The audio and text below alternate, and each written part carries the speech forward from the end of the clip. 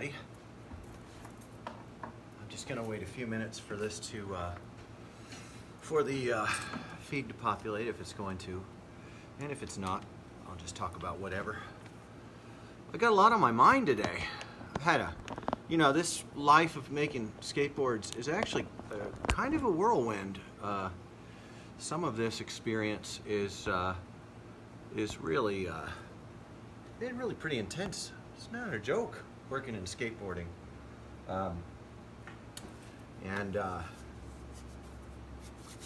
Today I am finishing everything.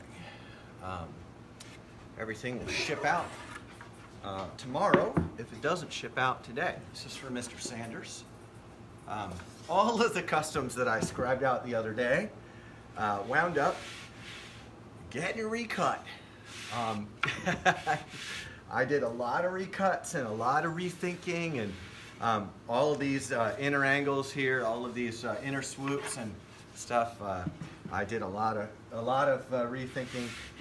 I've gone through, the gamut of learning about how all that works, and have become convinced that the best you can do in a small workshop is going to be as good as or better than what the rest of the world is offering out of factories. That is a strong opinion of mine. I'm going to adjust some lighting. I think this light behind me is wrecking the vibe. So I'm just going to turn it a little bit toward the wall. There we go. I think that's going to help maybe help us get a better feel in the room here. Got you guys clipped in over here in a way that's, look how dim it gets when I come in close. I want you to see where I'm working. I really do. I want you to enjoy being in the workshop today. I see Jeremy Ferris on here. I think that's the only person right now. I don't feel too badly about that. Yeah, I've had a lot on my mind lately, and one of my I've gotten a lot of criticism. I deserve criticism. I'm not gonna ever soft soap or try to pretend like I'm some person who doesn't deserve critique and criticism. There are lots of avenues through which I welcome criticism and critique, because I have a lot that I can improve on. It is just the truth about me. I try to do the best I can every day, and what I find is, right or wrong, sometimes the best I can do isn't my favorite amount. Sometimes I wish that my best were better. In fact, I constantly wish for my best to be better. I'm slow. It is, I think, by merit of a few different dynamics. I'm putting you guys in a tripod right now. I think by merit of a few different dynamics that I'm slow here in the workshop. But this is Eric Sanders' deck, and he wanted a 6.5 tail, and I know how to make a 6.5 tail right here. Put that there. There's my 6.5 tail. I'm going to go ahead and just punch a little spot right there and do a verifying measurement on that.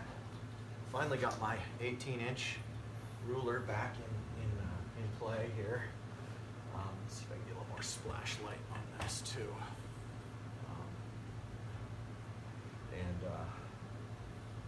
Make sure I got a 6.5 tail.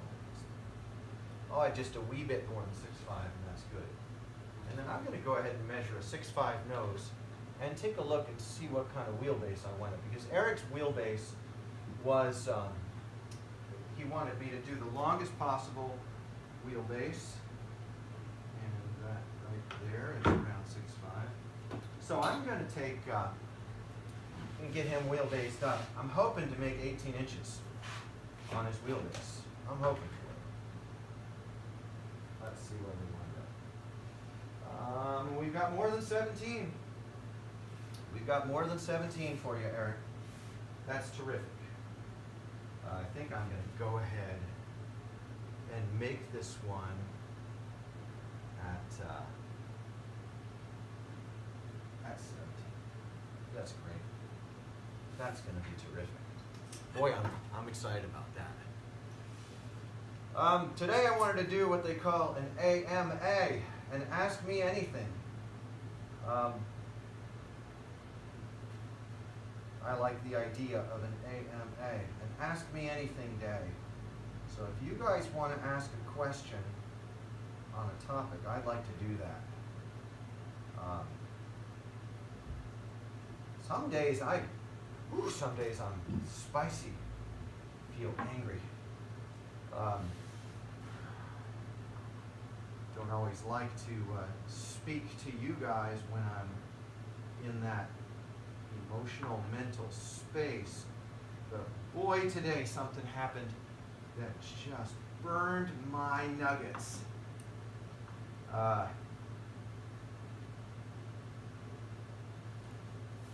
Sometimes I think I care too much. Sometimes I think I just care too much. I love too deeply. There we are. We got it. Where'd I put it?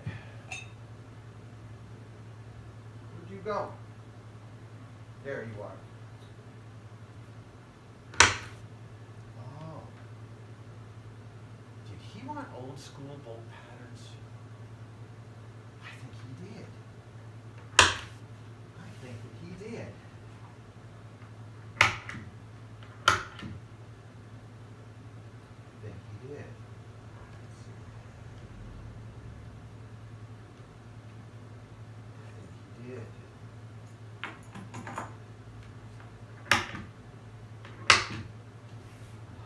He wanted old school bolt patterns. I think he did. I'm going to check that out. I do believe he did. So, I'm going to pull out my handy dandy, center him up some old school bolt patterns using the highest precision optical process available to mankind. Here it is. Did it. There's one. We can caliper measure that to make sure it's perfect.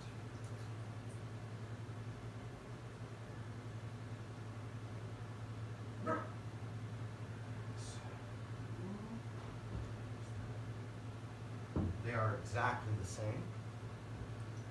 Then I'm going to do it again right here.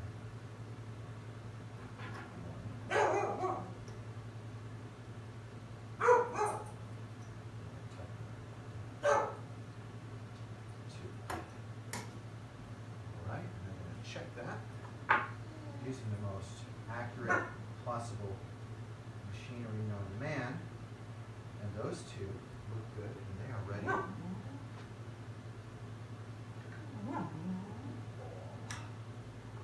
One,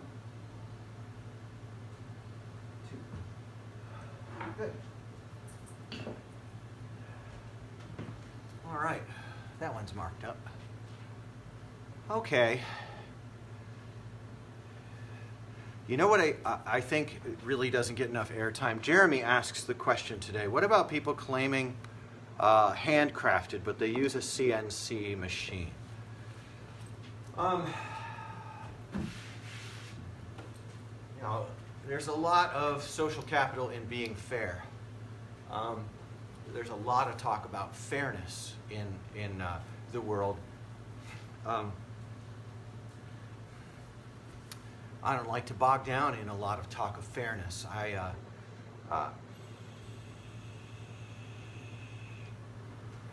What's fair is to go through a list of all the things that CNC does better.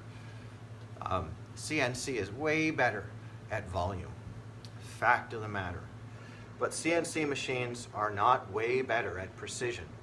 They boast of precision, but only if they are well maintained. And there is a workshop I know that uses CNC. It is Drang Skateboards. out of Utah, and I have confidence that their product is very, very good because they are highly conscientious in their maintenance of their CNC machine. But I know of others who I will not name who do not maintain their CNC and all the points of articulation, lubrication, and calibration, blah, blah, blah.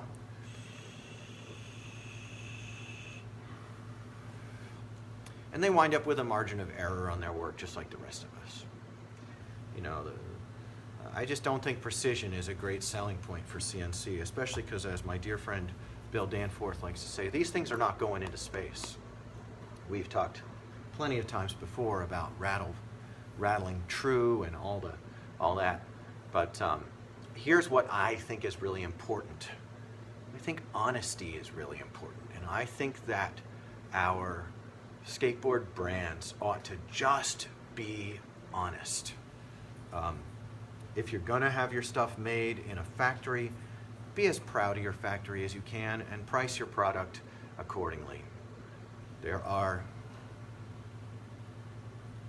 a lot of factories in the world, and if you're, it makes me feel really sad because folks want to say they have the best wood out there and like that. I just wish brands would be honest. For years and years and years here in the Midwest, 6 different branding entities used the term deluxe wood. I always thought that was really gross.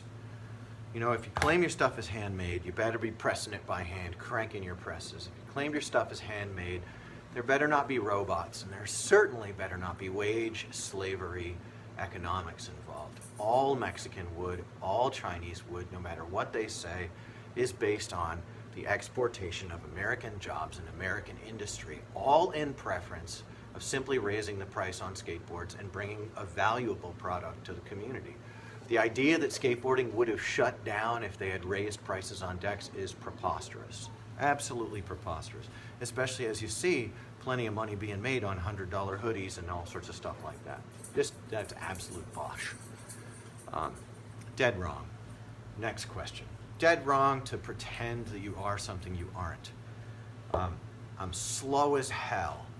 I am as slow as molasses here. It takes me forever to get things done. There are several reasons why. One reason has to do with what happened yesterday. I want to tell you that it chops the guts out of me when I see this kind of thing.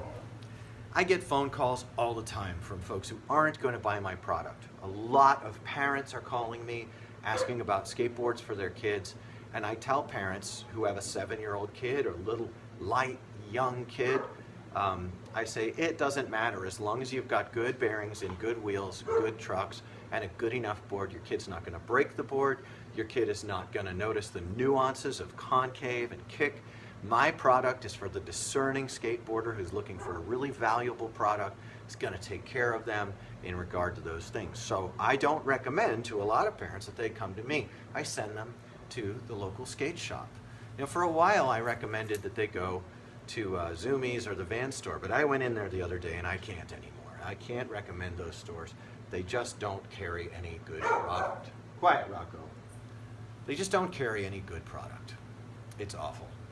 In the Zoomies at the Kenwood Mall. Now the Zoomies in the Liberty Township Center has a good spread of, yeah, nobody's going to sue a company for false advertising. I'll come back to our topic before I finish telling you what happened yesterday. Nobody's going to sue a company for false advertising. There isn't enough money to pay the fees. There's not enough money in the industry to pay the fees to go into a suit against a company for false advertising, when likely all that's going to happen is the judge is going to rule some smack on the wrist ruling that they just need to stop advertising falsely. That's the worst thing that can happen, is that the courts will tell a business simply to cut it out. And so when that's your worst case scenario, you can see that there's really not going to be a strong movement toward health regarding truth in advertising or integrity in general. There's no consequence involved. There is no consequence for skateboarding businesses that are going to be shady. And it's shady out there. So I get phone calls all week long. I love getting phone calls because I can give an unbiased opinion and help people understand what they should look for in their first setups. And I especially love that I get phone calls from the parents of children and the parents of young women who are getting into skateboarding for the first time, and I really enjoy those conversations. Excuse me, I just saw that this is covering the flag. I don't like that.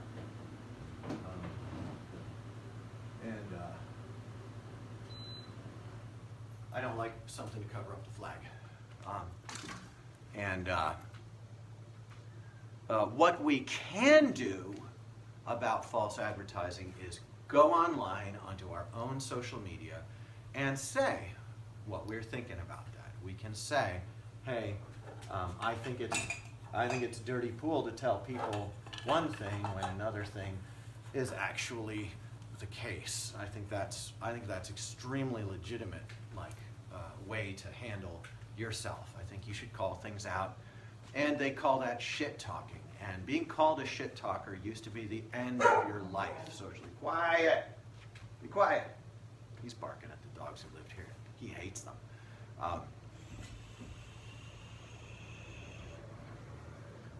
So yesterday, I directed a young lady. She called me. She's awesome. She's smart. She wanted to do her research on skateboarding. She wanted to do her research and figure out what she should get. She called the shop. I said, boy, we're here to help you. Our baseline complete is $180. It takes over a week to fulfill. If you talk about this stuff, you have a target on your back. I know a guy in Cleveland right now who got put on notice by his local company that he's got a target on his back. He has to watch his back when he goes out. I have got a long pedigree of targets on my back. I have been booed in public on at least 3 occasions. I've had the middle finger right on the street, right here in Northside on numerous occasions. I've been booed when I was skating with a young lady and some other friends, getting her into skateboarding. And so one of her early memories of skateboarding in Cincinnati was being booed because she was riding skateboards with me. I have had my life threatened, and I have had my safety threatened numerous times by numerous people all over the age of 40, all involved professionally in the skateboarding industry. And if you talk about quality, in fact, it was once said publicly, you don't talk about quality. But I think quality is what we should talk about. Quality, value, authenticity, inspiration, brand trajectory. I think these are all things we all ought to be talking about and really enjoying. We can have different opinions about these things, and we can hold those opinions intelligently and with civility. Is this getting through? What you must know, dear listeners, is that these things are not being held with civility. These things are being addressed with violence, with slander, with defamation. There is a big problem. And I steered this young lady to a shop, and this morning the shop owner put out a PSA, official PSA. And the official PSA, I mean, maybe you guys will read it in the comments here. The PSA was, it called, doing internet research, called it the word fuckery. And told basically in no uncertain or kind terms, told people not to do research online first. And told, obviously in relation to a person who came in yesterday, who would be the young lady I sent in, said that the outlandish and stupid expectations that she had when she came in, like tall wheels, like a riser pad. Now she had purchased an 8-inch board, so I recommended Indy 139, so they'll be flush on the edges. 149s are 8.25. That would put her out an eighth of an inch. It would work. But I don't like things to be beyond flush at primo. So Indy 139s, bones, up to 58, down to 54. She got 54s. And she was texting me during her thing, and I was saying, yeah, that sounds great. It's great. But what you had was obviously it got a really bad review. Well, I'm the people that they're calling and talking to, and I think that I know a good bit about what a great skateboard feels like for a beginner. The first thing I would tell a beginner is do not get. Hey Eric, look what I got. Eric, would you comment? Did you want old school truck hole patterns on your board, or did you want the new school ones? I'm just about to finish drilling your board right here.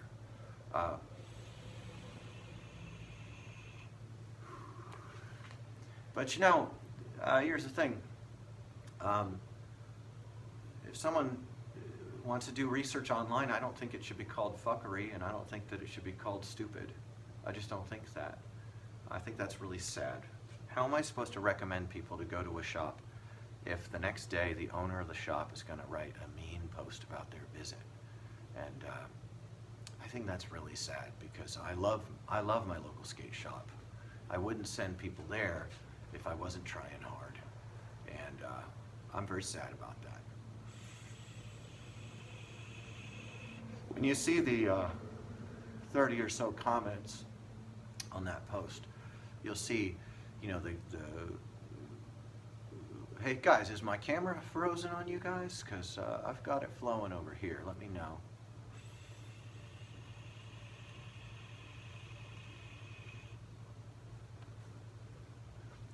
Well, anyway, this morning we talked about CNC, and Eric just messaged me.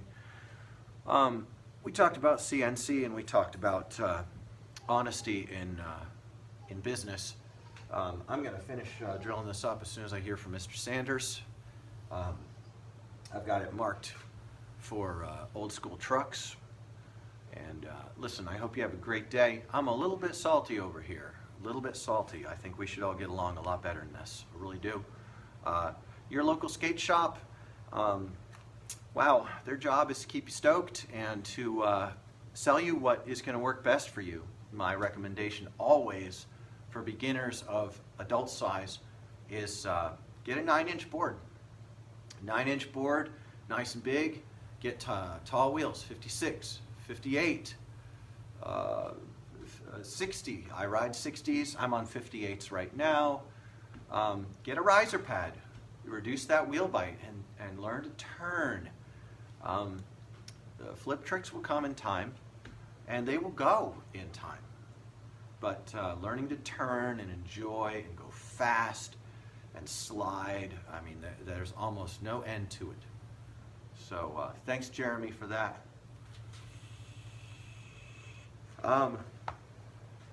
So, I'll pull down another deck here. See what we got. Now, right here we've got Mr. Stevens' project. Mr. Stevens sent in for me to take an old used Pear Wellender, beautiful, dog-eared, and I know you guys have followed me as I have somewhat slowly brought to completion the creation of an edge template, not an exact representation of the original, because the dog earring on the tail, beautifully repaired, just like you showed with epoxy, delaminated all the way up into the deck here. This board is really cool. It's cool to see it. It's a new school bolt pattern, so it's obviously a reproduction. It's got super mellow concave. The bellying is slightly to the left on it, which is fine. They're not going into space. When you stand on them, it flex down. In fact, that bellying difference could simply be from the heel toe of the person who rode it. I mean, it's been ridden and it's gorgeous. And so this one is ready for punching. I had to do it again. I didn't get it the first time, so I had to reapproach this one again. That's why. That's one of the reasons for the delay. This one, I'm just following specs. So when you guys watched me the other day, you watched me measure this one. Those measurements came out a little bit off, and they were within spec, because the shape is not a direct representation. It's not perfect. That's on purpose. I don't want to copy directly. This is not a one-to-one reproduction, but I mean, the tail on this thing is 6.5, and that won't do. You want a nice tail. The wheelbase on it is from the center to the center. I mean, the wheelbase is really weird. The wheelbase is 14 it's 14 and 7/16. 14 and 7/16. No, 14 and 9/16. I'm sorry. It's 14 and, no, hang on here, wait. 8, 9, 10, 11, 12. 14 and 13/16. Almost a 15-inch wheelbase. Overall length, take a look at where we landed on overall length. 29 and a half inches versus a full 30 inches here. And it's great, because that's going to give me the space I need to iron out this wheelbase problem. I'm going to do a 6.5 tail. No, that's not what I'm doing. I'm going to do a beautiful, I'm contemplating a 7-inch tail here. I'm going to just put a little dimple right there and see where that lands me on the bottom. You can do a 7 too. See what happens. 7. That puts me where I want to be on the pocket of the tail. And then we're going to take that forward. We're going to do a wheelbase of 14.75. My favorite little platen for that. I love the sunlight coming through here, really do. So 14.75. Let's see where that lands me in the front. It's too, it's not good. So I'm going to go ahead and creep this tail back a little bit and do a 14 and a half. See where that lands me. 14 and a half. 3. This has got a 3 and 7/8 inch nose. I'll have a 4 1/4 nose. Good. So I have a little more nose, a little more tail, and a much more sensible wheelbase. You know what I'm tempted to do? I'll have a 1/4 inch longer nose. I'm going to go ahead and put a 14.75 wheelbase on it so it feels nice and groovy for cruising. And oh, I'm excited. Eric is giving me details. Let's see here. All right. Eric, let me know if you want old school base plate drills on that. I need to know. I believe that was part of our conversation, and I have notes that I could look up later, but since I got you, let's talk about that. So we've got 7.2, not just a 7, we got a 7, and we've got 4 inches. So I'm going to center that up. And I center on the spikes. 1, 2, oh goodness. So my pencil line on this one stayed in the right place. Let's see how it is in the front. 1, 2, 1, 2. Pretty darned good. That's nice. Sometimes when I finish a deck, the pencil line is no longer the center line. On this one, in the front, it was no longer the center line. In the back, it was. So here we go. 1, 2, 3, 4, 5, 6, 7, 8. There we are. I like that right well. 1, 2, 3 tools. That's punched. And the key for doing good work is to be in a good mental place. Good. I'm glad to know that. So your squid is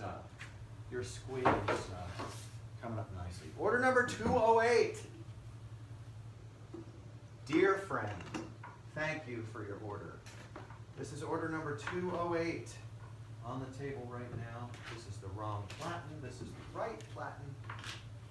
Order number 208.